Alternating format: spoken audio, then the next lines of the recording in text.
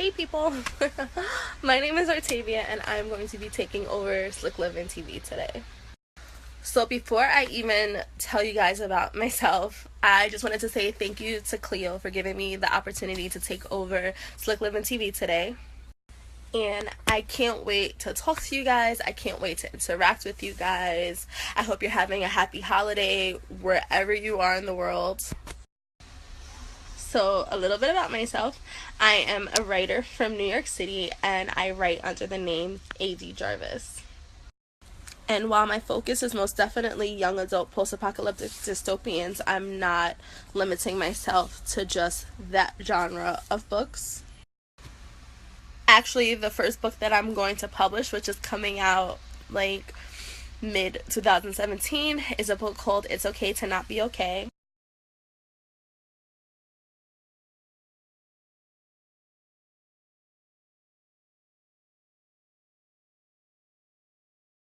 And it's about a girl who experiences something traumatic and you follow her journey from the day before it happens until she hits the 1 year mark.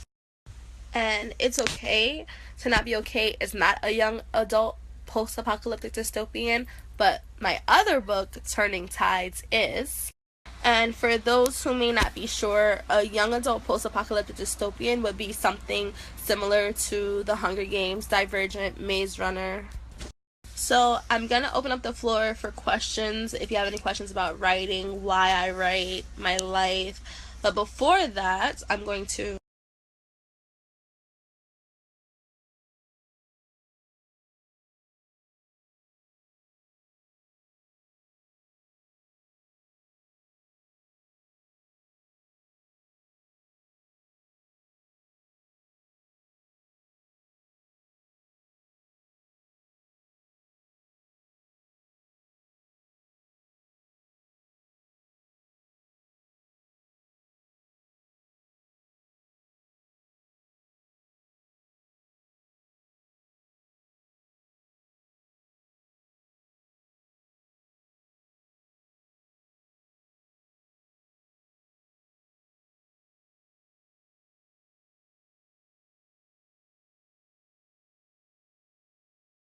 Okay, so now that I've done that, you guys have the floor to ask me, ask me anything. So, a few days ago, Cleo asked everyone what was their passion, ambition, and purpose, and I thought it would be fun to share mine with you guys. So, as far as passion goes, this is going to sound so cheesy before I've even said it, but I really want to change the world in some way. That and traveling, but I'll elaborate on both a little bit right now. So I don't know if my impact on the world will be a large one or if it'll be a situation where I just change a few people's lives, but either way, I would be totally happy. And I feel like I'm gonna do that. No, I know that I'm gonna do it because you speak things into existence. So I know that I'm gonna do that with my books. And I have no doubt, especially It's Okay, because it's so relatable and because it's loosely based off of something that happened to me. I know firsthand that it. And reading is such a huge part of my life. Like, I would turn to books when I felt like I couldn't turn to people, and if I could do that for someone else. So that's part of the passion, is pouring my heart, soul, and feelings onto a piece of paper to share with you guys. And then part two of my passion, as far as traveling goes, I feel like the world is so big. There's so many beautiful things, places, people, and I either want to see it all or die trying. Like, I have so many cool trips planned for 2017. So for starters, if anyone is in Iceland or Scotland, let me know. So before I move on from passion, I just want to say that if you're passionate about something, do something every day towards that passion. Even if it's something small, do something every day. So since I'm a writer, I literally write every day. Even if it's just like a paragraph or two, I write just to keep the creative juices flowing.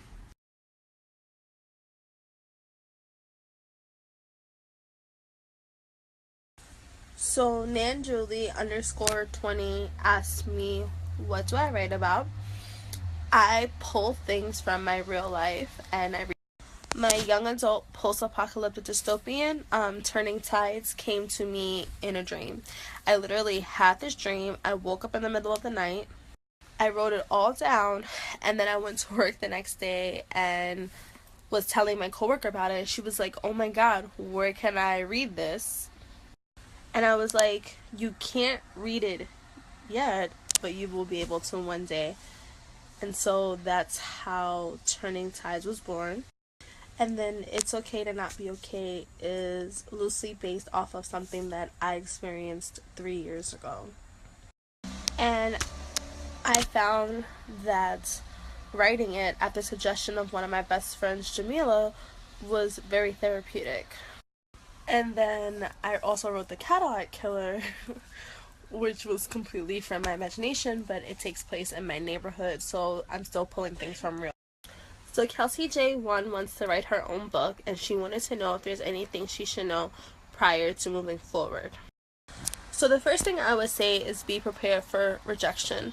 It seems like an obvious thing, but it really is one of those not so obvious things.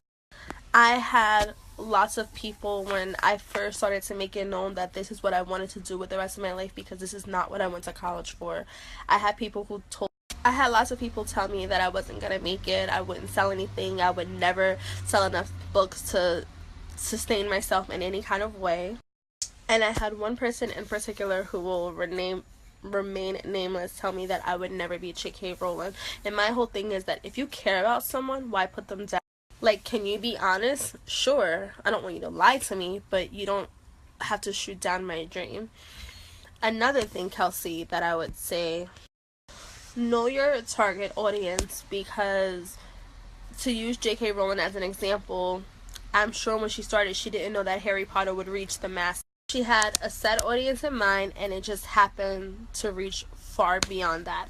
Same with John Green. I don't know how many of you are familiar with The Fault in Our Stars, but that movie was definitely like written for like preteen and teenage girls. But when I read it, I was definitely like 23. And I cried my heart out. And then I was 24 when the movie came out, and I saw it twice in theaters. So Chensky, I hope I'm saying your name right, asked what education does she need to publish a book, and I think my opinion may be a little bit unpopular. So I, went to high school and all of that. I went to college, but I did not go to college specifically for writing. I wanted to work for the FBI, and I was majoring in international criminal justice. So I think as far as education goes, like, if you can read and write, I don't see why you wouldn't be able to. There are editors for a reason. They help perfect minor imperfections. I'm not saying, like, don't go to school, because I would be a hypocrite. I went to school, I just didn't go for this. So I feel like I can't tell people you have to go to school for writing. But what I did do was I found local courses, like at my local 92nd Street Y, and I would take writing classes there. So Roxy Star 18 asked me 2 questions. The first one was, what did I college what bleh. So take 2 or nah. The first question was, what did I go to college for? I wanted to work for the FBI, so I majored in international criminal justice. And her second question was, how old am I? And I am 27. I actually turned 27 about like a month ago. So Bella Soccer 28 asked what classes that I have to take to major in international criminal justice, and honestly, it was so long ago that I wouldn't even be able to give you specifics, but I know that it was lots of like psychology, lots of sociology, and then specific things to my school. So Danny Moss asked me what genre do I write. YA post-apocalyptic dystopian. One day I'll release a murder mystery novel, and just write. So Jazz Ford asked me would I ever come to Lubbock, Texas for a book signing, and girl, if there are people there that want me there, so I don't want to butcher your name, so I'm going to rate it, but she asked me where do I live at in New York, and I live in Morningside Heights, a neighborhood in Harlem, which is in Manhattan. So another person whose name I don't want to butcher, so I'm going to write it, asked what do I use to write, Microsoft Word, Google Docs, and Grammarly. But I also do good old-fashioned pen to paper. Before I put anything into a computer, I write it with a pen and a notebook. So Julie asks, is there a thought process when writing? And of course, it starts out as an idea and then I expand from there. Like I said, pulling things from my real life. So someone who requested to be remain nameless wanted to know if I play any video games, and yes, mostly Xbox. I will share my gamer tag in the next snap.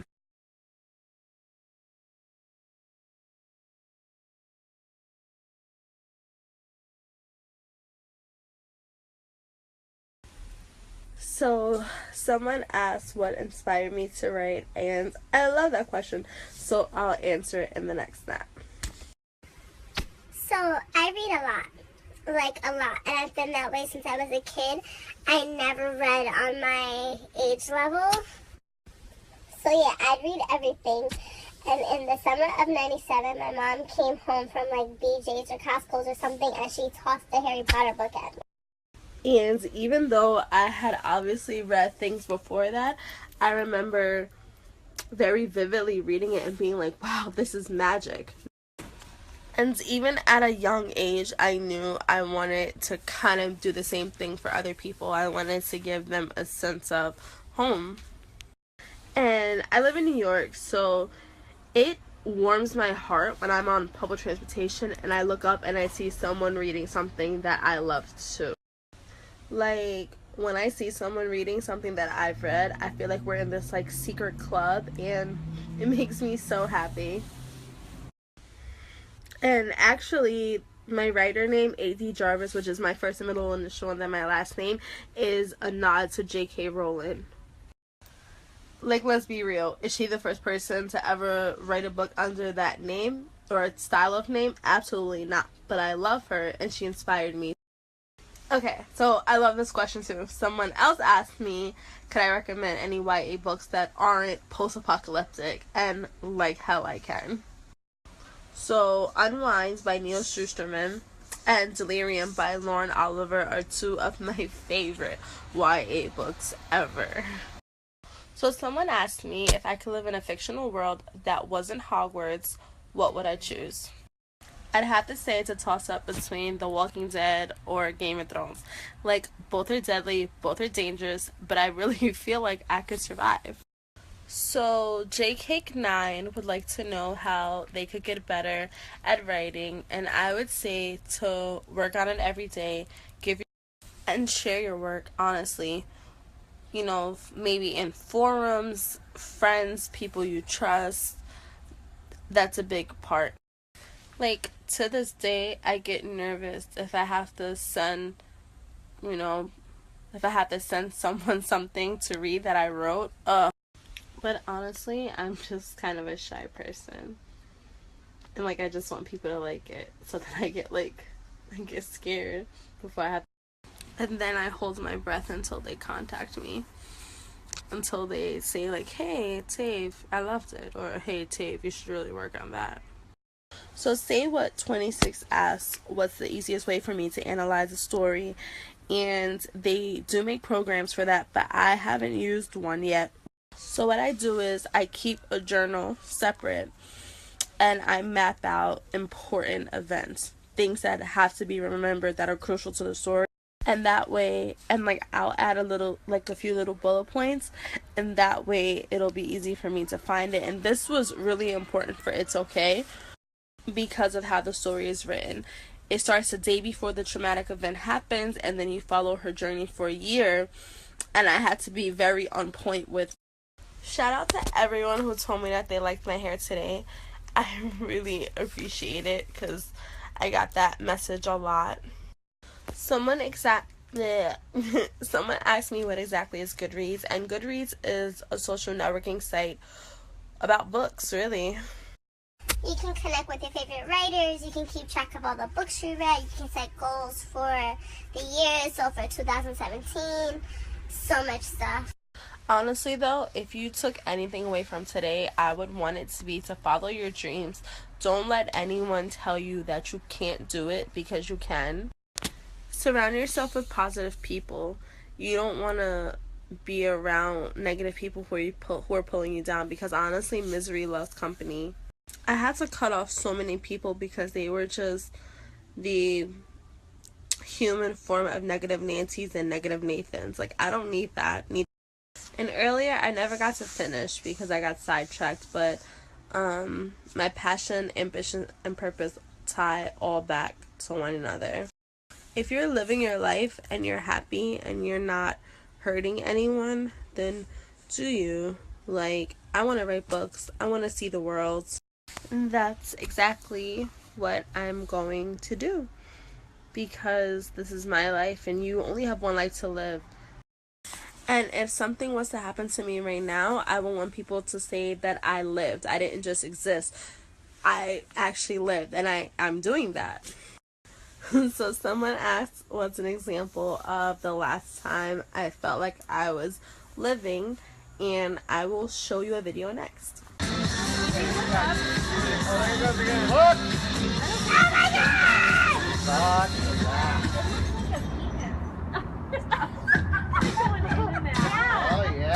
Yeah, except it's green. Okay. There they go! Oh my god!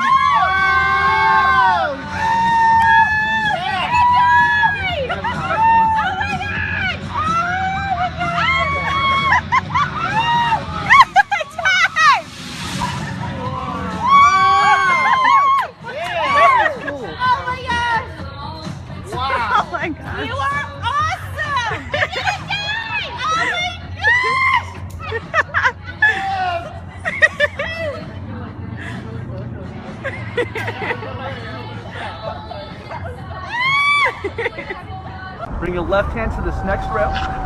Both feet on the edge. Now I'm holding it from your waist. You're gonna feel it pulling you out. That's just the machine, okay? Okay. And here she comes in 3, 2, 1, go! Octavia, you got it. All you gotta do is let go. The machine will pull you out, alright? 3, 2, 1, go!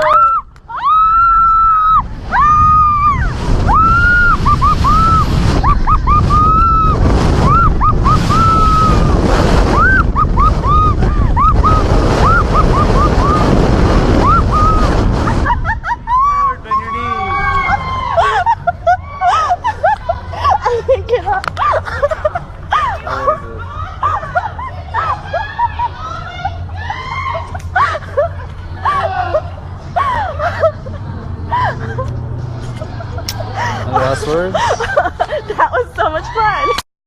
I hope that wherever you are in the world, you're having a Merry Christmas, a Happy Hanukkah, Happy Kwanzaa, whatever you celebrate. Remember, never stop reading, never stop writing, never stop creating, really. The world needs more of it. It's never enough. And remember to follow me, Snapchat, Twitter, Instagram, Facebook, wherever. And let me know where you found me. Oh, Goodreads too.